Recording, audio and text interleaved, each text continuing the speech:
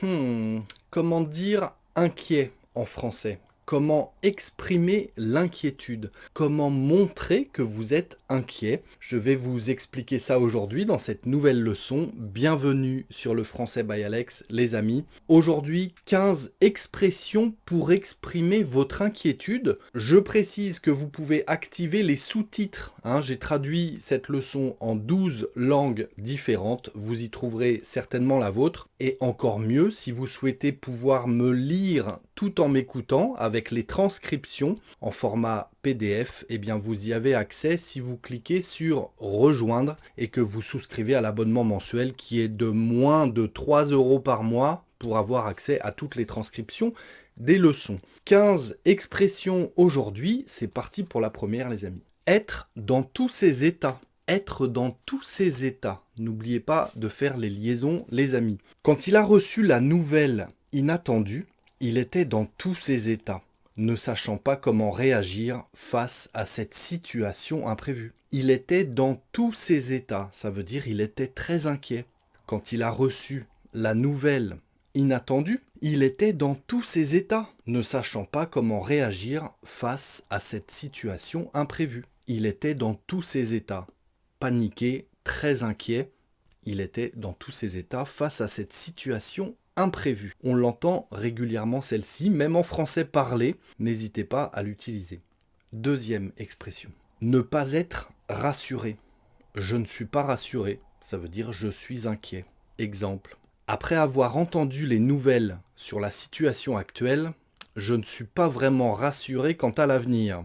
Après avoir entendu les nouvelles sur la situation actuelle, je ne suis pas vraiment rassuré quant à l'avenir. Je ne suis pas vraiment rassuré. Je ne suis pas très rassuré. Je suis inquiet. Ne pas être rassuré, ça veut dire être inquiet. Vous savez qu'en français, on utilise beaucoup la litote, c'est-à-dire le contraire de ce qu'on veut dire, en quelque sorte, en tout cas à la forme négative. Ne pas être rassuré, ça veut dire être inquiet. C'était la deuxième expression, très souvent utilisée. Je l'emploie moi relativement souvent si je suis inquiet au sujet de quelque chose, donc n'hésitez pas. Troisième expression, se faire du mauvais sang. Hein, le sang qu'on a dans les veines, le sang qu'on a dans le corps. Se faire du mauvais sang. Exemple, avant l'examen, de français bien sûr, avant l'examen, je me fais toujours du mauvais sang, même si je sais que j'ai bien révisé, que je suis prêt pour l'examen. Avant l'examen, je me fais toujours du mauvais sang. Ça veut dire je suis toujours inquiet. Je me fais du mauvais sang. Hein, c'est se faire du mauvais sang qui veut dire être inquiet. Attention aux conjugaisons. Être inquiet égale se faire du mauvais sang. C'est l'infinitif de cette expression. Avant l'examen, je me fais toujours du mauvais sang, même si je sais que j'ai bien révisé, que j'ai bien travaillé pour préparer l'examen. Se faire du mauvais sang. La quatrième expression du jour, elle est où? Elle est là. Se faire du souci. Se faire du souci. C'est l'infinitif de l'expression. Elle se fait beaucoup de soucis à propos de son prochain entretien d'embauche, même si elle est parfaitement qualifiée pour le poste. Ça devrait donc bien se passer. Elle se fait beaucoup de soucis. Elle s'inquiète beaucoup. Elle se fait beaucoup de soucis à propos de son prochain entretien d'embauche, même si elle est parfaitement qualifiée pour le poste. Elle est inquiète égale elle se fait du souci. Hein. C'est se faire du souci qui est l'infinitif de cette expression. La cinquième pour aujourd'hui, on se concentre. J'en profite pour vous dire que si vous voulez venir discuter avec moi, pratiquer votre français avec un natif, eh bien allez voir en description, je propose des discussions sur Skype ou sur Zoom quand vous voulez, 7 jours sur 7, même le week-end. Vous cliquez, vous allez directement sur le calendrier pour effectuer une réservation pour venir discuter avec moi. Pourquoi pas préparer un examen de français, le DELF ou le DALF, ou simplement discuter, boire un verre ensemble, papoter, comme on dit, comme si on était au café, pour pratiquer votre français. Je referme la parenthèse et voici la sixième expression pour aujourd'hui, au sujet de l'inquiétude. Ne plus endormir la nuit. Quand on est très inquiet, parfois ça nous empêche de dormir. L'expression à l'infinitif, c'est ne plus endormir la nuit. Depuis qu'il a perdu son emploi, il ne peut plus endormir la nuit préoccupé par l'avenir et les factures à venir. Depuis qu'il a perdu son emploi, il ne peut plus endormir la nuit, préoccupé par l'avenir et les factures à venir. Ne plus endormir la nuit, ça veut dire être inquiet. D'accord ? Être inquiet, c'est l'infinitif de l'expression. Ne plus endormir la nuit, c'est également l'infinitif. À vous de bien la conjuguer, évidemment. La 7e expression du jour, elle est là. C'est le cadet de mes soucis. Vous savez, le cadet, c'est le dernier. Quand on parle d'un enfant, on dit c'est le cadet dans la famille. Ça veut dire c'est le dernier arrivé, le dernier né, si vous voulez, de la fratrie, par exemple. C'est le cadet de mes soucis. En ce moment, les petites querelles au bureau, les querelles, ce sont les disputes, les petits conflits. Les petites querelles au bureau sont le cadet de mes soucis.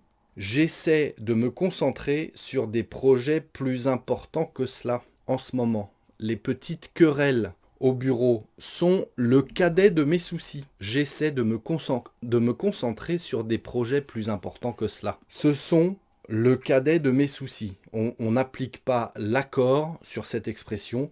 On ne dit pas ce sont les cadets de mes soucis. Non, on dit ce sont le cadet de mes soucis. Le dernier de mes soucis. Je ne suis pas inquiet. Ça ne m'inquiète pas, si vous voulez. Ce sont le cadet de mes soucis. 8e expression du jour. Sans faire. On l'utilise très souvent en français parlé, en tout cas on l'entend souvent, n'hésitez pas à l'employer et j'espère que vous la comprendrez maintenant quand vous l'entendrez. Sans faire, ça veut dire s'inquiéter, d'accord ? À l'infinitif. Exemple, il ne devrait pas s'en faire autant pour la réunion, il ne devrait pas s'inquiéter autant pour la réunion, il ne devrait pas s'en faire autant pour la réunion, il est bien préparé et connaît son sujet sur le bout des doigts. Donc il ne devrait pas s'inquiéter. S'en faire égale s'inquiéter. D'accord ? Il ne devrait pas s'en faire autant pour la réunion, il est bien préparé et connaît son sujet sur le bout des doigts. On l'entend très souvent, je vous conseille vivement de bien la retenir celle-là.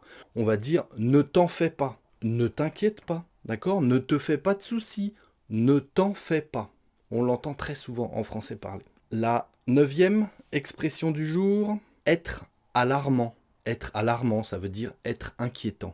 Les chiffres récents sur l'augmentation des cas de pollution sont vraiment alarmants et cela soulève de sérieuses préoccupations pour notre environnement. Les chiffres récents sur l'augmentation des cas de pollution sont vraiment alarmants et cela soulève de sérieuses préoccupations sur notre environnement. Ils sont vraiment alarmants, ils sont vraiment inquiétants. D'accord ? Alarmant, inquiétant, ça veut dire la même chose. Être alarmant, ça veut dire être inquiétant. D'accord ? C'était la 9e.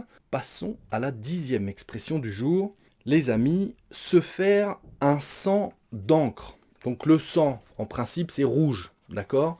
Un sang d'encre, on pense à du sang bleu quand même, tellement on a peur, tellement ça nous inquiète. Se faire un sang d'encre, on va plutôt penser à de l'encre bleue. Exemple, en attendant les résultats médicaux, je me fais un sang d'encre, l'incertitude me pèse vraiment, me pèse le poids, ça me pèse sur les épaules par exemple. En attendant les résultats médicaux, on est souvent inquiet si ce sont des résultats importants pour des problèmes de santé. Eh bien, en attendant les résultats médicaux, je me fais un sang d'encre, ça veut dire je m'inquiète beaucoup.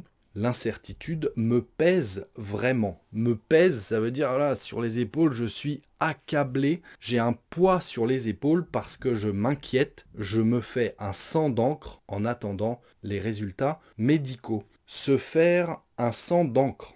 C'était la 10e expression. Voici la 11e, les amis. Concentrez-vous bien. Au pire. Au pire, ça veut dire la situation est inquiétante et dans le pire des cas, voilà, vous allez comprendre avec l'exemple. Si le projet ne fonctionne pas comme prévu, on va dire qu'on a une petite inquiétude, peut-être que ça ne va pas fonctionner. Si le projet ne fonctionne pas comme prévu, au pire, nous aurons appris de précieuses leçons pour le futur. Donc, on s'inquiète, on n'est pas sûr de nous, on imagine le pire des cas, et dans le pire des cas, relativisons, nous aurons au moins appris de précieuses leçons pour le futur. Donc, si le projet ne fonctionne pas comme prévu, Au pire, nous aurons appris de précieuses leçons pour le futur. Au pire, c'est un petit peu particulier ici, mais c'est à employer quand on s'inquiète et qu'on veut relativiser. Au pire, blablabla, on dit quelque chose de positif après. Ou en tout cas, pour relativiser.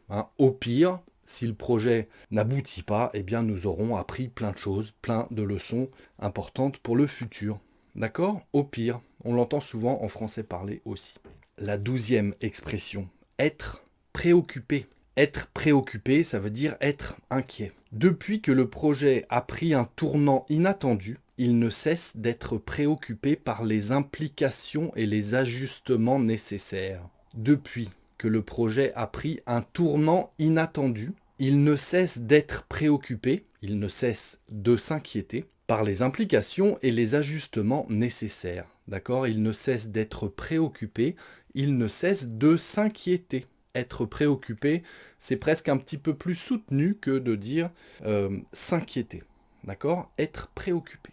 Le 13e exemple que j'ai pour vous, avoir de gros soucis. Avoir de gros soucis. Un souci, c'est un problème, c'est une inquiétude. Depuis la crise financière, de nombreuses entreprises ont dû faire face à des difficultés économiques majeures et ont maintenant de gros soucis à résoudre pour survivre. Depuis la crise financière, de nombreuses entreprises ont dû faire face à des difficultés économiques majeures et ont maintenant de gros soucis, de gros problèmes, de grandes inquiétudes, de gros soucis à résoudre pour survivre, pour que l'entreprise survive, d'accord? Avoir de gros soucis. J'ai de gros soucis là, je te rappellerai plus tard, je dois régler ces gros soucis là. J'ai des choses qui m'inquiètent beaucoup, des problèmes qui m'inquiètent beaucoup en ce moment. J'ai de gros soucis. Apprenez-la bien celle-ci, les amis. La 14e et avant-dernière expression. Être soucieux. Avoir des soucis, être soucieux. Même étymologie. Face à la situation économique instable, de nombreux entrepreneurs commencent à être soucieux quant à la viabilité à long terme de leurs entreprises. Face à la situation économique instable, de nombreux entrepreneurs commencent à être soucieux quant à la viabilité à long terme de leur entreprise, de leurs entreprises au pluriel. Ils commencent à être soucieux, ça veut dire ils commencent à se faire du souci, ils commencent à être inquiets, d'accord? Ils commencent à être sérieusement préoccupés. Tout ça, ce sont des synonymes. Être soucieux, ça veut dire s'inquiéter, se faire du souci, s'en faire, si vous avez bien retenu la leçon. Le dernier exemple pour aujourd'hui, dernière expression, se tourmenter, se tourmenter, ça veut dire s'inquiéter. Elle ne cesse de se tourmenter à propos de la décision à prendre, pesant le pour et le contre, sans trouver de solution évidente. Elle ne cesse de se tourmenter, elle ne cesse de s'inquiéter, de se faire du souci, de se préoccuper. Elle ne cesse de se tourmenter à propos de la décision à prendre, pesant le pour et le contre, sans trouver de solution évidente. C'était la 15e et dernière expression du jour, les amis, se tourmenter. J'attends bien entendu vos exemples en commentaire, les amis. Et connaissez-vous le verbe chatouiller? Chatouiller comme ça. Je vous propose de chatouiller l'algorithme, les amis. Est-ce que vous êtes d'accord pour me rendre service, me mettre un petit pouce, un petit like, si cette leçon vous a plu, si vous la trouvez intéressante, chatouillons l'algorithme de YouTube ensemble, un petit pouce, un petit commentaire avec vos exemples, et puis vous vous abonnez si ce n'est pas déjà fait, et là je ne saurais comment vous remercier, si ce n'est en publiant une autre vidéo la semaine prochaine, et encore une autre la semaine d'après, etc. Je compte sur vous, c'est sympa en tout cas, merci d'être resté jusque-là, et si vous en voulez encore, les amis, je vous propose de me suivre dans cette autre leçon. À très bientôt les amis, ciao.